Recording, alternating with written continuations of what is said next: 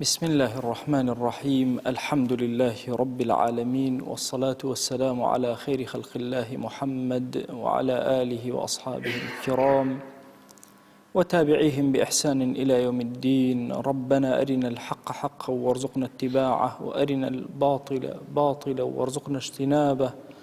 ربنا آتنا في الدنيا حسنة وفي الآخرة حسنة وقنا عذاب النار.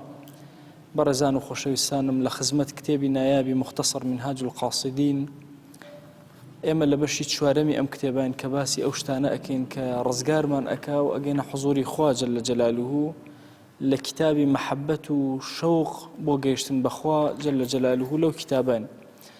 ئەمڕۆ ئیمام ئایەوێ پێمان بڵێ خۆشترین چێژ بەهێزترین لەزەت و چێژ وەرگتن لە لای ئینسان و پلە باڵاترینیان بریتە لە ناسینی خوا جەل جەلالوه و سیرکردنی دەموچاوی پیرۆزی خوا جەل جەلالوه. ئەم چێژە هیچ تەسەورێک لە ذهنی ئینسانە نەبێت کە چێژێکی تر هەبێ بەرامبەری بوەسێتەوە. ئەفەرمێ ئیلا مەگەر کەسێک ئەم چێژەی دەزگیر نەبوو بێ نەزانێت چێژی خۆشویستنی خوا و معریفەتی خوا و ناسینی خوا چەندێ گەورەیە. بزانە ئەفەرمێ هەموو ئەو چێژانەی کە ئینسان وەریان ئەگرێ بەهۆی کۆمەڵە دەرکەوەیە کە خوا پێی عەتا کردووە. ئینسان یەک کۆمەڵ خوا قووەت و هێز و غەریزە و ئەمانەی تیا خەلق کردووە.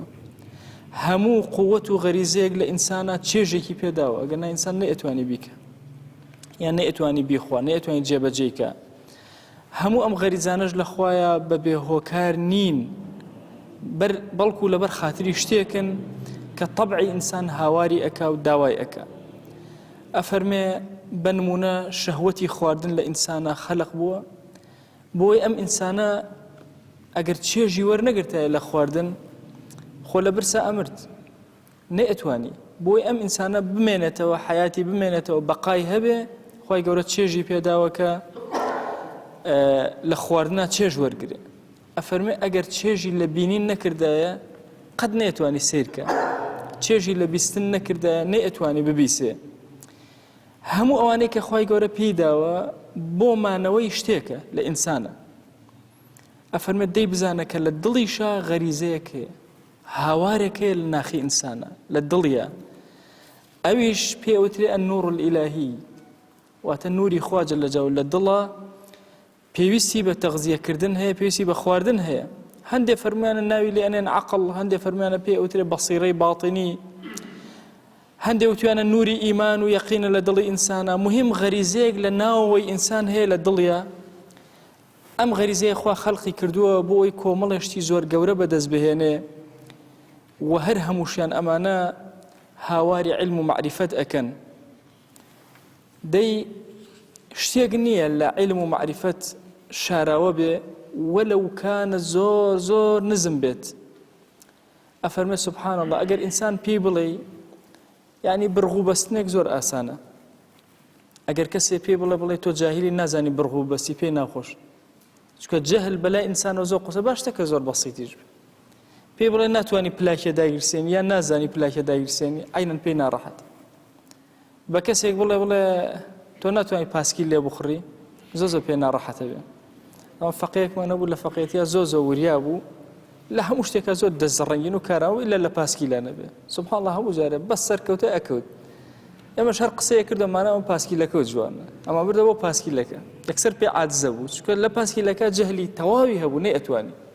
هەرچی هەوڵی ئەدا ئەوانە محاولات زۆر فائیدەی نەبوو. لە هەموو شتێکە وریا لە شتێکە. سوبحان الله ئینسان ئەوهایە مهما کان لانی ئەو علمە بچووک بێ بەس ئەوەندە زانی کە جەهل ئەدرێتە پەنای پێی ناڕەحەتە بێ. طبعی ئینسان ئەوهایە. ئەفەرمێ سوبحان الله ئەوەش بۆچی ئەگەڕێتەوە هەموو چێژی علم زۆر گەورەیە. بڕواکەن کێ زۆر زۆر جاهیلە پێی بڵێ زانا خۆشی ئەزانێت زانان نییە بەڵام زۆری پێ خۆشە. بۆ چونکە چێژێک هەیە لە ناو علمە یعنی ئینتیهای نییە، ئەعلای نییە، کۆتای نییە. ئەفەرمێ سوبحان الله بۆچی ئەمە ئەگەڕێتەوە؟ چونکە ئینسان بەهۆی علمەوە هەستەکە کامڵە، ذاتی ئەم ئینسانە کامڵ بوو. حتا علمت نەبێ کامڵ نیت. هەموو کاروباری ئینسان علمە. مناڵێ لە دایک ئەبێ بە علم دەست پێ ئەکا حتا ئەو ڕۆژەی ئەمرێ. بیرکەنەوە هەرچی بەچە خوای گەورە خەڵقی ئەکا لەسەر زەویە هەمووی بە کۆمەڵێ شتەوە یێتە سەر زەوی. یانی تۆ بیرکەرەوە مراویەک یێتە سەر زەوی بای خۆی ئەزانە مەلە بکە. بیرکەرەوە جوجەڵەیەکی بچووک لە هێلکەکە یێتە دەرەوە کاتێک کەشتێکی بۆ فڕێدەی ئەچێ بەرەو پیری ئەیخوات ئەزانە. شتێک حاڵی بۆ شتێکی سەلیقە دراوەتە ئیلا مرۆڤ نەبێ. هیچ شتێکی نەدراوەتەوێ بە تەعەلوم فێر بێ.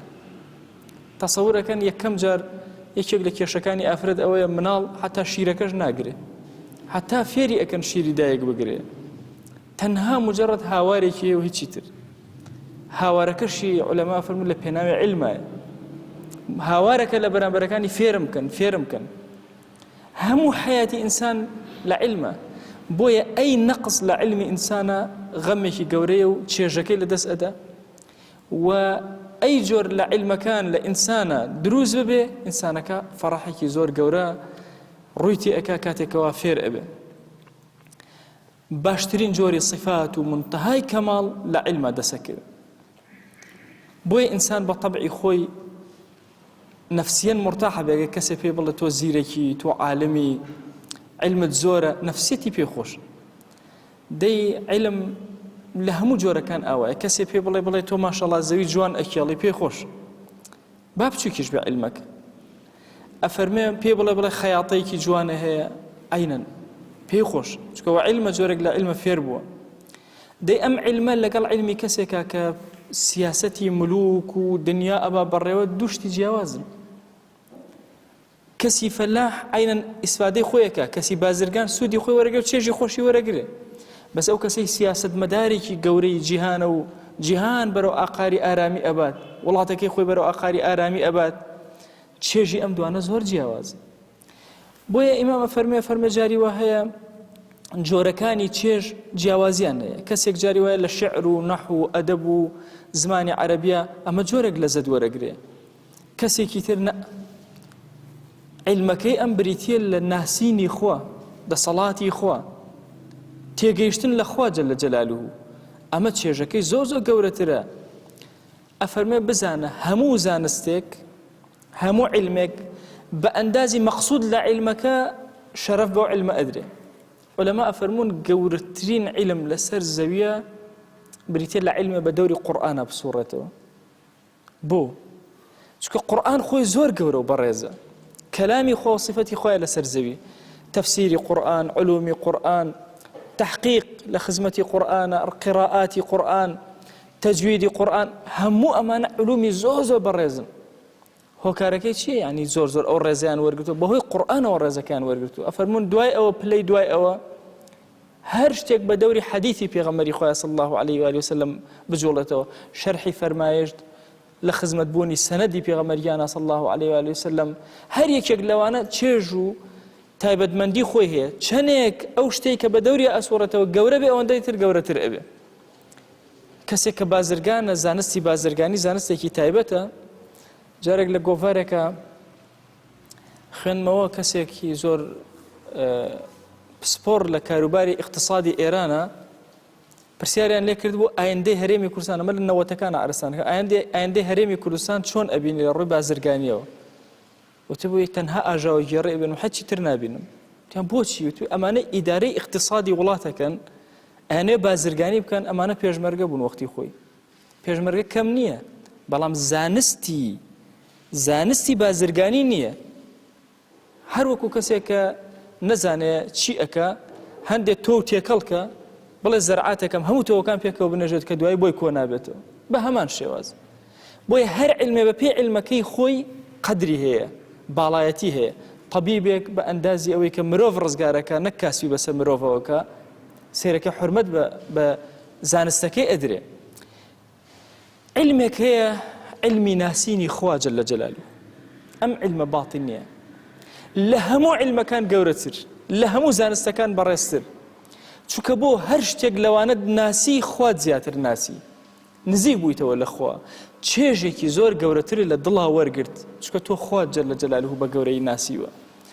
ئەفەرمێ هیچ علمێ ناگاتە ئەم علمە هەموو علمانە کۆکەرەوە ناکاتە علمی ناسینی خوا و مەلائکەتی خوا و مەلەکوتی ئاسمان و زەوی و ئەفەرمێ دەی بزانە هەموو ئەندازی عیلمەکان بە ئەندازی خۆیەتی ئەوەیان کە پەیوەستە بەخوا ئەوە جەلە جەلالوه ئەشرەف و ئەکمەل و ئەجەلی عولومە چونکە ئەوە هی خواناسیە ئەوەی ئینسان گەورە ئەکا کاتێک کە لە خزمەت هەر شتێکی خۆیە ئەوەستی دەسەڵاتی خوا جەلە جەلالوه بە گەورەی بۆ دەرەکرد واللهی ئینسان لە قۆناغەکانی ژیانیە زۆر چێژ وەرئەگرێ لە مەسەلەی جەنە و نار کە لە قورئانە لە خزمەتی ئەوەستێ لە قۆناغێکی ترە تەنها چێژ لەو ئاەتانە وەرەگە کە باسی کەونەکەن باسی دەسەڵاتی خوا ئەکەن باسی قودرەتی خوا ئەکەن بۆیە ئەفەرمێ ئەوەی کە پەیوەستە بەخواوە جەلە جەلالوه ئەعظەم عیلمە گەورەترین عیلم و زانستە دەی بزانە چ چێژێکی گەورە ئینسان وەرەگرێ ئەگەر لە خزمەتی خوایە بێ جەلە جەلالوه بۆیە ئەو کەسەی خەریکی زانست ئەبێ بەتایبەتی ئەو زانستە باڵتینەیە کە لە خزمەتی ناسینی خوایە گەورەترین چێژ لە ناو عیلمەکانە وەرەگرێ گەورەترین چێژ لە ناو زانستەکانە وەرەگرێ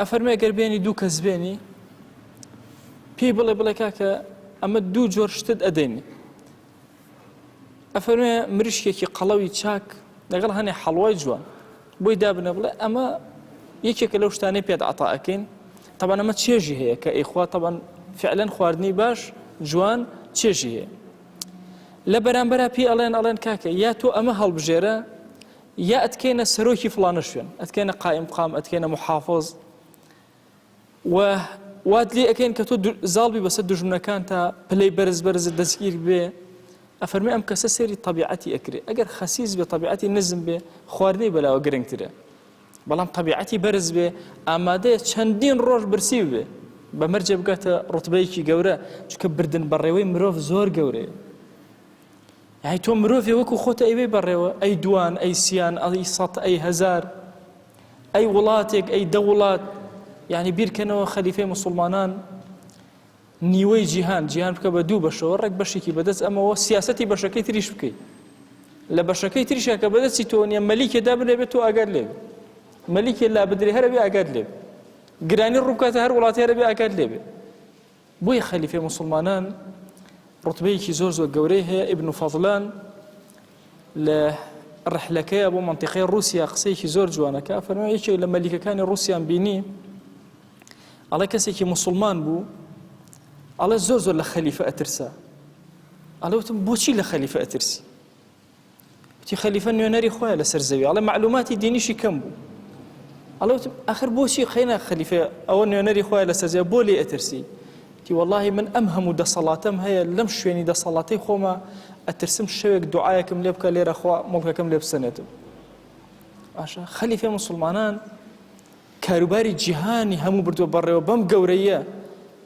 بیرکەرەوە ئەبێت چەند ئاستی گەورە بوو بێ و چەند عەقڵیەتی گەورە بوو بێ بۆیە ئەم جۆرە عیلمی بردن بەڕێوە و تەنظیم و ئیدارە و سیاسە کە بەشێکی زۆر گرنگە لە دینە کەسی مسلمان قەت نابێت لێ فرامۆشی بکە کاروباری مسلمان هەموو شتێکی بە سیاست ئەچێ بەڕێوە طبعا کە ئەڵێم سیاسەتی ئەمڕۆ نەیەتە زێنتان سیاست هەمووی درۆیە نە سیاست لە ئەسڵا لە ڕووی زمانی عەرەبیەوە بە معنای بردن بەڕێوەی کاروبار ماوەساڵکەی مدەرزە فەرمێ سیاست فەرزە حوسنی ئیدارە سیاست فەرزە حوسنی ئیدارە نەک فڕوفێڵی گەورەی بەدچارە ئەفەرمێ سیاست فەرزە ئەگەر حوسنی ئیدارە بێ بردن بەڕێوەیەکی جوان بێ و فەرزە لەسەر مسلمانان لە ماڵەکەی خۆتە لە نەفسی خۆتە لە دەور و بەردە کاروباری مسلمانە بێ بڕوا بەڕێوە زۆر بە جوانی و چاکی هەموو کاری مسلمانەش ئەمڕۆ کاتێکە گرف لە نێوانیانە دووسێ هەر ئەوەیە چۆن ئێمە کاروبارەکان بە جوانتر ببین بەڕێوە هەموو مشکلەکە لەسەر ئەمەیە کێ باشتر کاری خۆ ئەوە بەڕێوە کێ کاری مسلمانان جوانتر ئەوە بەڕێوە کەسمان هەیە ئەڵێ زۆر بە توندی ئەیبن بەڕێوە کەسیوامان هەیە ئەڵێ نەخێرە بێ زۆر بە نەرمی کەسیوامان هەیە ئەڵێ نەخێرە بێ بە چەک و چەکداری کەسیوامان هەیە ئەڵێ نەخێر بە داعوە و بانگەواز و ئیسلاحی کەسیوامان هەیە ئەڵێ نەخێر بە تەربیەی نەفس و تەزکیە هەمومان کارەکە ئەمەیە چۆن کاری خوا لەسەر زەوی ئەبێن بەڕێوە سیاسەتی شؤونی ئیمانداران چۆن ڕێک ئەخرێ و چاک ئەکرێ و باشەکرێ بۆیە ئەگەر کەسێک بێنی لەم دوو اختیارەی بدەیتێ کامیان هەڵەبژێرێ حتمما ئەم اختیارە گەورە هەڵەبژێرێ چونکە ئەمە کاری ئینسانی گەورەیە خواردن بە هەموو کەسێکی بچووک و گەورە ئەکرێ بەڵام حوسنی ئیدارە تەنها بە کەسانی گەورە ئەکرێ ئەفەرمێ ئەمە بێنەرە پێشاوی خۆت ئەگەر ئەم کەسە کامل العەقڵ بێ ڕیاست و گەورەبوون هەڵ ئەبژێرێ خۆی ئەگرێ لە بەرامبەر برسێتی و ناڕەحەتیە. ئەفەرمێ دەی هەموو ئەم چێژانە کە هەیە بێنە ئەم جارە پێشچاوی خۆت هەموو چێژەکانی سەرزەوی، چێژی خواردن، چێژی ڕیاست، چێژی عیلم، هەموو لەگەڵ چێژی ناسینی خوایە جەلە جەلالوه. کەسی عاقڵ کام هەڵەبژێر؟ چێژی ناسینی خوا، ئونس لەگەڵ خوا، مەحەبەت لەگەڵ خوا، نزیک بوونەوە لە خوا، هیچ شتێکی پێ ناگا. بۆیە جاری وا هەیە کەسێک ئەبینی کە ئەگاتە حوزوری خوا جەلە جەلالوه، چێژێکی وەها وەرەگرێ ئەگەر هەموو مەلیکەکانی سەرزەوی چێژەکەی خۆیانی بدەنێ نایگۆڕێتەوە، ئەمەی خۆی بەلاوە زۆر گرنگترە. جاری وا هەیە خوا جەلە جەلالوه شتێکی بەسیتی پیشانەدا، زۆر ئارامی ئەکا. جاری وایە کەسێکی هەژار ئامادەیە بە هەژاری خۆی بمرێ، قەت ئامادە نییە سەری نەویکە لە بەرامبەر کەسە، چونکە لە ناو هەژاریەکەەوە خوای ناسیوە. کەسی وامان هەیە لە دەوڵەمەندەکەیەوە خوای ناسیوە، هەستەکە لێەوە سەدەقە و ئیحسان و چاکەکاری ئەکات و لێەوە نزیکە بێتەوە لە خوا جەلە جەلالوه. ڕێگاکانی خوا ناسی و گەیشتن بەخوا زۆر و زەوەندە، بەڵام گەورەترین چێژ ئەبێ ئێمە تێبگەین ئەوەیانە کە زووتر ئەمان گەیەنێتە خوا جەلە جەلالوه. هیچ شتێکی تیان نییە، لێڵەیەکی تیان نییە، خراپێکی تیان نییە. کام ڕێگا سەحیحتر و سەریعتر ئەمان گەیەنێ بەخوا جەلە جەلالوه، کامیان زۆرتر زووتر ڕیاضە ئەکەین و ئەگەینە خوا چێژ وەرئەگرین زۆرتر، ئەوەیان زیاتر لە لامان شیرینتر و گەورەترە، چونکە ڕۆحمان ئەو خواردنەی ئەوێ. لاشەمان ئەرزێ، هەموو چێژەکانی تر لە پێناوی لاشایە و مانەوە بەقای ئینسانە، بەڵام صحەتی ئینسان ئێستا چێژی هەیە، بەڵام لە پێناوی چیە؟ مانەوەی ئینسانە. خۆ ئینسان هەر نامێنێتەوە ئەڕوا، بەڵام ڕۆحی ئینسان کە هەر ئەمێنێتەوە نەقڵ ئەبێ لە شوێنێ بۆ شوێنێ، لە لاشەی ئینسانەوە نەقڵ ئەبێ ئەچێتە مەلەکوتی ئەعلا و ئەگەڕێتەوە ناو لاشەی ئینسان، بەڵام مردنی نییە. بۆیە هەموو خزمەتێک بۆ ڕۆح، هەموو چێژێک بۆ ڕۆح گەورەترین چێژە کاتێک کە ئێمە لە حوزوری خوایە ئەبین جەلە جەلالوه. دەی ئەو کەسانی کە عاریفن بەخوا و خوا ئەناسن و لە خزمەت عرفانیەتا بوون، بڕوا ئەکەن کە ئەوانەی لە خزمەتی عرفانیەتان ئەوانش پلیان هەیە، هەیانە زۆرتر چێژی کردووە، چونکە ئەمە بەحرێکی بێپەیە، ئەوی تریان زۆرتر، ئەوی تریان زۆرتر، هەتا هەستەکەی هەندێکیان بە تەواوی قەریب بوون، نزیک بوونەوە لە خوا جەلە جەلالوه. فەکانە قاب قەوسەین ئەو ئەدنا، پێغەمبەریان صلی الله عليه و آله وسلم بە ئەندازەی دوو قەوسی ما بگاتە حوزوری خوا جەلە جەلالوه. فەکانە قاب قەوسەینی ئەو ئەدنا. طبعا ئەوە زۆر کات تەفسیری ئەو ئاەتە بە هەڵە ئەکرێ، فەکانە قاب قەوسەینی ئەمە بە ئەمسەر و ئەوسەری قەوسەکە لێکی ئەدێنەوە، غەڵەتە. وەختی خۆی عەرەب کاتێک کە سوڵحێکیان ئەکرد، عەقدێک لە نێوانیانە ئەکرا، ئەم کەسە کەوانەکەی خۆی ئەهێنا بێنە پێشای خۆ، ئەم کەوانی خۆی هێنا، ئەویش کەوانی خۆی هێنا، ئەو لەو بەرەودانش ئەم لەم بەرەودانش کەوانەکان ئاوا ئەخسە سەر یەکتر، ئەبەو شێواز سوچی کەوانەکان لەسەر یەکتر بوو، یعنی سوڵحیان کرد. بۆیە ئەفەرمێ فەکانە قاب قەوسەینی، بە ئەندازی دوو قەوسی ما بگاتە حوزوری خوا جەلە جەلالوه. ئەو ئەدنا چونکە هەندێک لە قەوسەکە لەسەر قەوسەکەی تر بوو یان کەمتر لەوە، ئەوەندەی ما پێغەمبەری خوا صلی الله عليه و آله وسلم کە بگاتە حوزوری رب العالمین. ئەو ڕیوایەتە پیرۆزەی کە پرسیاری لێ ئەکەن، ئەڵێن خوددا جەلە جەلالوه بینی؟ ئەفەرمێ نور ئەنی ڕەئەیته ئەنا ڕەئەیته. بە هەردوو ڕیوایەت ئەخوێنرێتەوە، نورێک بوو خوا جەلە جەلالوه من بینیم، معنایەکیان ئەوەیە نورێک بوو من چۆن ئەتوانم بیبینیم. هەر ڕیوایەتێک هەردوو سەر ئەگرێتەوە. هەندێک لە زانایان فەرموویانە نوری خوای جەلە جەلالوه بە چاوی سەری بینی، هەندێکیش ئەفەرموون نەخێر نەگەیشتە ئەو پلەی کە نوری خوا جەلە جەلالوه ببینێ بە چاوی سەری. دەبیر کەرەوە کەسێکی عارف ئەوەندە بەرز ئەبێتەوە ئەگاتە پلەیەکی ئاوا، وەکو پێغەمبەری نازدار عليه الصلاة والسلام پێش جبرائیل و هەموو مەلائیکە ئەکەوێت لە ناسینی خوا و لە معریفەتی خوایە، کابوو مرۆڤ زۆر گەورەیە، ئەمە مەیدانێکی زۆر گەورەیە. ئێمە احتیمالە ئینسانەکان ئەگەر بمانەوێ بزانین کێ زۆر خواردنی زۆرە خوا، لە حەجمێکە هەمومان ئەوەستین، بەڵام کێمان باڵای زۆر بەرزترە، هەمومان لە حەجمێکە ئەوەستین، هەمومان وەک یەکین، بەڵام نا کێ باڵای معنەوی زۆر بەرزەبێتەوە لە حوزوری خوایە جەلە جەلالوه؟ کێ ئەو کەسەی زۆر باڵایە لە حوزوری خوایە؟ ئەوە ئینتیهای نییە. زۆر احتیمالە کەسێکی زۆر سادەی ئێمە لە لای خوا باڵای زۆر بەرز بێ، زانایەکی زۆر ئێمە باڵای زۆر نزم بێ، بۆیە بابەتی معنەوی بابەتێکی زۆر گەورەیە. ئینسانی موسڵمان کە لە خزمەتی ئەوەستێت چێژێکی زۆر تایبەت وەرەگرێ. بۆیە ئەهلی عرفان، ئەهلی خواناسی زۆر قسەی گەورە گەورەیان کردووە. ئەفەرمێ هەندێک فەرمویانە لە هاوڵەکانی معروفی کەرخی، فەرمویانە ئەی شەیئین ئوهاجوکە عەلە العیبادەتی، ئەی معروفی کەرخی چ شتێک هەیە وات لێ ئەکا زۆر هانت ئەدا و پاڵت پێوە ئەنێکە عیبادەتی زۆرکەی. ئەفەرمێ کەمێ وەستا و دوای فەرمێ مردن، بیرکردنەوەی مردن زۆر پاڵم پێوە نە عەبدایەتی باشکەم. وتیان ئەی چی وات لێ ئەکا کە زۆر زۆر ئەوە بی بیری مردن بکەی؟ فەرمی وەڵا بیرکردنەوەی قەبر. وتیان ئەی چی بۆ قەبر؟ فەرمی وەڵای ترسی ئاگر و خۆشی بەهەشت. وتیان ئەی چی لەوێ؟ بەخوا لەوێ ئەچمە لای کەسێک خۆشەویستی کەسێک پاڵم پێوەنە کە ذیکر و یادی ئەو کەم، ئەویش مەلیکێکی زۆر گەورەیە کە خوا جەل جەلالوه خودی خۆیەتی. إن أحببته أنساك جميع ذلك. بخوا أجر أوت خوجويز جنة ونار وذكر قبر وذكر موت هم إلى بيرتشته. وإن كانت بينك وبينه معرفة كفاك جميع ذلك. بخوا لبيني تو خوايا أجر ناسينك هبه إتر أود بس نبير لمردن نقبر نقيام هيك ناكيت تنها بير لا خدي خوايا جل جلاله. أفرمي بشي كوري حافم أحمد كوري فتى أفرمي بشي كوري حافم بشي كوري حارث بيني لخوا وتم دنقباسي معروفي كرخي شونا.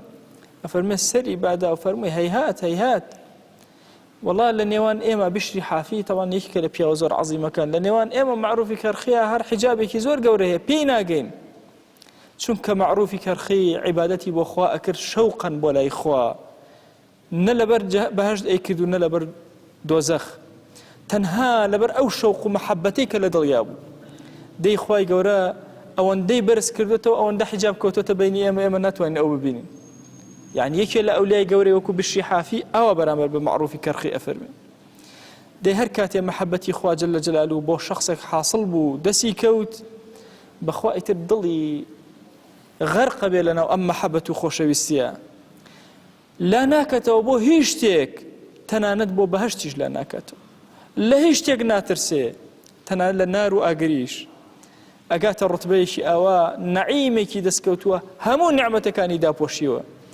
بوي أفرمي وهجره أعظم من ناره شاعرك أفرمي ووصله أطيب من جنته أفرمي أجر خوالم عادز بيتو لنيوان منو خوايا شتيك دروز بي بخوا أوم لا أجري خوا بينا راح ترى وأجر جيشت محظوري خوا ولقاي خوا لهر كاتيك بالشوية روجة سجدية نيجة عبدايتك وصل لقال خوا أبو بخوا أو وصلم لبهشت بي خوش ترى بوي أفرمي تشيجي دل لمعرفتي خوايا وهرشي تشيجي ترهي هيتشي ناقاتا وأم تشيجا وبهشت معدنك حواسكان هر هميان تشيجي لي ورقرن أي دل لنا وبهشتا بتشي تشيج ورقرن أي روحي إنسان لنا وبهشتا بتشي تشيج ورقرن أول لا شت كليرا مندوب ولا عبادتها ببهشت باداشت أدريتها أي تشيجي معرفتي خوا ليرا ورقرتو بتشي باداشت أدريتها مقر ببينيني خوا جل جلاله دل آرام بيته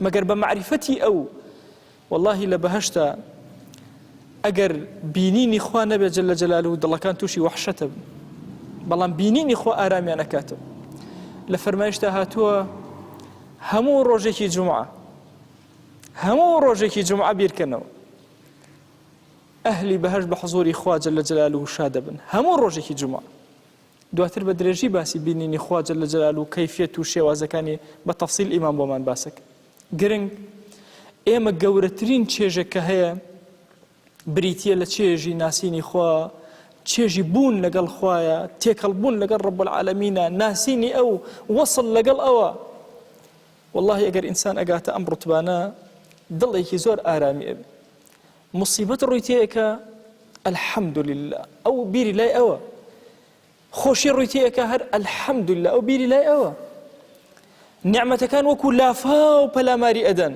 دەوری ئەگرن ئەو دڵی غەرقە لەگەڵ نعمەتی خوایە نعمەتی ناسینی خۆیە ئەی هەموو مصیبەتەکان دەوری ئەدەن ئەو چاوی مصیبەتەکان نابینە بەس خودی خوا ئەبینە جەل جەلالوه بۆیە ئەم چێژەی کە لە معریفەتی خۆیە هیچ شتێکی پێ ناگات چێژی بینینی خوا هیچ شتێکی پێ ناگات بۆیە کەسی ئیماندار کاتێکەوە نوێژەکەی جێبەجێ ئەکابێ زۆر وریاب لە دەرسەکانی پێشوە غەزالی باسی ئەوەی بۆ کردین ڕەزا و ڕەحمەتی خوای لێبێ کە ئینسان ئەچێتە ناو نوێژەوە ئەبێت دڵی لە دەرەوەی نوێژ نەبێ نا ئەگەر لە دەرەوەی نوێژ بوو ئەبێت دڵی لە دنیا نەبێت دڵی لای خوا بێ جەل جەلالوه بۆیە ئینسان جاری وایە کە لە نوێژە ئەوەستێ خۆی شەرمەکە لە بەردەم ڕەب العالەمینە کە خەیاڵی ئەکە چۆن خەیاڵە بکەم و من لە حوزوری ئەو زاتە گەورەیە وەستاوم ئەمێ وەسڵێ لەگەڵ ئەوا دیدارکە ئەو شتانە چین کە شەیطان ئەیهێنێ و بیری منی پێ و مشەوەشک کە من لە حوزوری خۆیە جەل جەلالوه ئەوەستم بۆیە وەستان لە حوزوری خۆیە جەل جەلالوه دڵ نزیکی لە خواوە جەل جەلالوه باشترین شتێکە کە ئێمە هەوڵی بۆ بدەین کە ئاراممان کاتەوە دڵمان ڕۆحمان ئاسایش کاتەوە ئێمە بۆ تووشی قەلەقی ئەبین بۆ تووشی بێزاری بێتاقەتی ئەبین چونکە ناسینی ئەومان کەمە ئەگەر نا لەگەڵ ئەوە ژیان بەریتە سەر هەموو شتەکانی جیهان بەلای تۆ دەجار چێژ وەرەگری واللهی خواردنێک ئەخۆی تۆ بیرت لای برسەتی خواردنەکەت نییە بیر لای ئەوە کاتێک ئاوێک ئەخۆیتەوە فێنکە بیرت لە لای ئەوە چ نیعمەتێکە پێ عەتا کردو میوەیەکی جوان ئەبینی هەر بیرت لای ئەوە چونکە ئینسانی مسلمان کە معریفەتی خوای هەبوو لە هەموو شتێکەوە سەیری خوا ئەکا جەل جەلالوه خوای گیان داوات لێ ئەکەین بە ناوی جوانت بە صیفەتی بەرزت بە ئیسمی عەظەمت خوایە ڕەحمەت و بەزەی خۆت بەسەرمانە ببارێن خوایە بمان گێڕە لەو عەبدانەی کە ناسینی خۆت ئەخەیتە دڵیانەوە یا ئەکرەم الئەکرەمین خوایە چێژمان پێ بەخشە لە عیبادەتەکانمانە لە خزمەتی تۆیە یا ئەکرەم الئەکرەمین یا ڕەبی خوایە هەڵەیەک کەم و کوڕێک عیبەیەکەوە لە ژیانە هاتووە بەسەرمانە خوای داوات لێ ئەکەین بمان شارەوە بمان بەخشە خوایە تۆ زۆر بەخشندە و کەریمی کەس ڕەت نەئەکەیتەوە ئێمەی گوناهباریش ڕەت مەکەرەوە لێمان خۆش بە یا ڕەب العالەمین خوای داوات لێ ئەکەین بە گەورەی خۆت لە گوناهی دایک و باوکمان ببوورە خوای لە گوناهی برا و خوشەکانمان ببوورە لە گوناهی خزم و کەسوکارمان ببوورە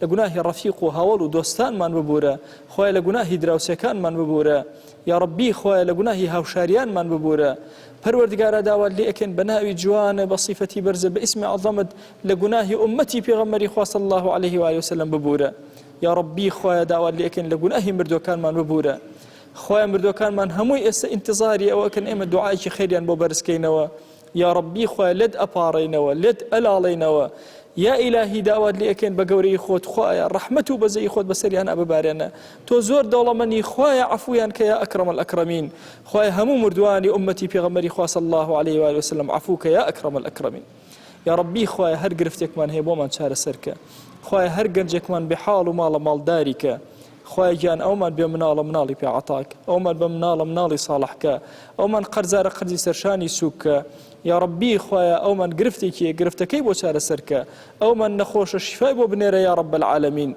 یا ڕەبی خوایە هەر مسلمانێ پەروەردگارە گرفتێ کێشەیەکی هەیە خوای کێشەکان بۆ هەموو لایەک چارەسەرکە یا ڕەبی خوایە ئەوەندە حەڵالمان بدەرێ محتاجی حەرام نەبین خوای دوورمان خەرەوە لە حەرام یا ئەکرەم الئەکرەمین یا ڕەبی خوایە بەزەی و ڕەحمەتی خۆت بەسەرمانە ببارێنە عەفو و عافیەتی خۆت بەسەرمانە ببارێنە یا ڕەبی خوایە سەرفرازی ئەم دنیا ئەو دنیامان کە یا ڕەبی خوایەکیان بە ئومەتی ڕەسوڵ الله حسابمان کە بە شوێن کەوتەی و قبوڵمان کە لەژێر سێبەری ئاڵای ئەوە حەشرمان کە یا ڕەبی خوایە داوات لێ ئەکەین بەڕەحم و بەزەی خۆت بەزەی خۆت بەسەرمانە ببارێنە عەفوی خۆت بەسەرمانە ببارێنە لێخۆشبوونی خۆت بەسەرمانە ببارێنە یا ڕەبی خوایە دامان مەزرێن لەسەر خواناسی یا ئەکرەم الئەکرەمین خوایە دامان مەزرێن لەسەر خواناسی یا ئەکرەم الئەکرەمین خوایە لەم دنیای دەرمان مەکە بە ئیمانەوە نەبێ لەم دنیای دەرمان مەکە بە شایەتومانەوە نەبێ خوایە زەلیلی سەر جێگەمان مەکە محتاجی دەستی نامردمان مەکە محتاجی دەستی مرۆڤەکانمان مەکە زەلیلی بەردەستی زاڵممان مەکە زەلیل و گەوزاوی ناو گوناهەکانمان مەکە آمين آمين والحمد لله رب العالمين وصلى الله على سيدنا محمد وعلى آله وصحبه وسلم تسليما كثيرا أبدا إلى يوم الدين خوای گەورە لە گوناهی منیشی ئەوش بوورێ خوا لێمان قبوڵ کە